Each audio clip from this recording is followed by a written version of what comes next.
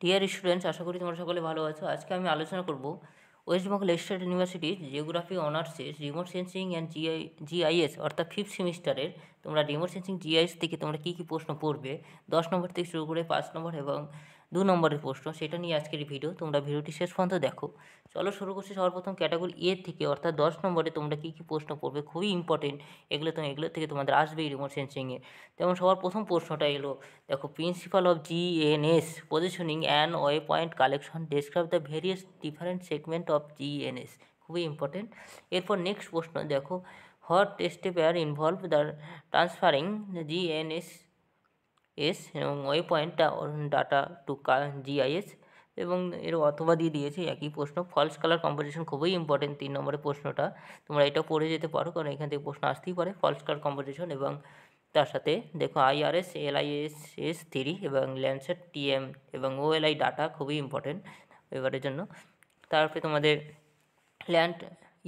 Land cover features from the satellite ইমেজটাও important, পড়ে যেতে পারো।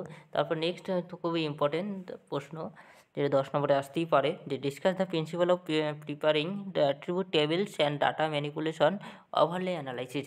এখান থেকে তোমরা যে কোনো একটা প্রশ্ন পাবেই। এটা শুধুমাত্র ওয়েস্ট বেঙ্গল স্টেট ইউনিভার্সিটি আন্ডারই সাজেশনটা তৈরি করা হয়েছে, তোমরা আদার্স ইউনিভার্সিটিও ফলো করতে পারো এখান থেকে, কারণ এখান থেকে এইভাবে প্রশ্নটা এবার তৈরি করা হয়েছে যাতে প্রত্যেকটা ইউনিভার্সিটি কম বেশি এখান থেকে প্রশ্ন আসবেই। এবার তোমরা ক্যাটাগরি বি থেকে তোমরা প্রশ্ন ফলো করো, যে ক্যাটাগরি বি থেকে তোমরা 5 নম্বরে কী কী প্রশ্ন পড়বে। দেখো 5 নম্বরে তোমরা সবার প্রথম প্রশ্নই দেখো এখানে advantage and disadvantage using the GIS, খুবই ইম্পর্টেন্ট। তা different element of image interpretation পড়ে যেতে পারো। তারপরে তোমার 6 নম্বর প্রশ্ন, ডিফাইন অ্যাডভান্টেজ অ্যান্ড ডিসঅ্যাডভান্টেজ অথবা তোমাদের ডিফারেন্ট বিটুইন দি, এই প্রশ্নগুলো এখান থেকে আসতেই পারে। তারপর স্পেশাল অ্যান্ড নন স্পেশাল এবং রেস্টার অ্যান্ড ভ্যাক্টর ডাটার মধ্যে পার্থক্য, ডিফাইন এবং সুবিধা অসুবিধা পড়ে যাবে।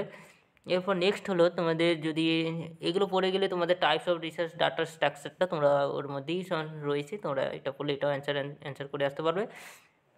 তারপরে তোমার 7 নম্বরের প্রশ্ন যদি দেখি, যে make a comparison between the OLI and LIS3 sensor, খুবই ইম্পর্টেন্ট এবারের জন্য। Different sensor resolution and their application with reference to IRS and Landsat mission, খুবই important. Different between the sun synchronous and geosynchronous satellite অথবা satellite orbit, যেভাবে আসতে পারে তোমরা পড়ে যাবে। Extent of passive and active sensor with example, extra different types of resolution sensor, different between the spectral এবং spatial resolution, খুবই ইম্পর্টেন্ট। তারপরে তোমাদের 10 নম্বরে এখান থেকে পড়লে, এখান থেকে তোমাদের 10 নম্বরে 2 নম্বরের প্রশ্ন কমন পড়ে যাবে ক্যাটাগরি সি থেকে। অর্থাৎ তোমরা যদি এই প্রশ্নগুলো ফলো করো, এর বাইরে কোনো প্রশ্ন হবে না, এখান থেকে তোমাদের প্রশ্ন ঘুরিয়ে দিতে পারে। এই প্রশ্নগুলো ফলো করলে এখান থেকেই তোমরা সাজেশন পেয়ে যাবে, এর বাইরে কোনো প্রশ্ন তোমাদের আসবে না। তোমরা এই প্রশ্নটা ফলো করতে পারো, অথবা তোমাদের যদি পিডিএফটাই লাগে অবশ্যই কমেন্ট করে জানাবে, আমি পিডিএফটি দেওয়ার চেষ্টা করবো। তাহলে আজকে এই পর্যন্তই, চলো শুরু করছি, রেখে দিচ্ছি আজকে। এবং ভিডিওটি ভালো লাগলে বন্ধুদের মাঝে শেয়ার করে সকলকে অনেক অনেক ধন্যবাদ।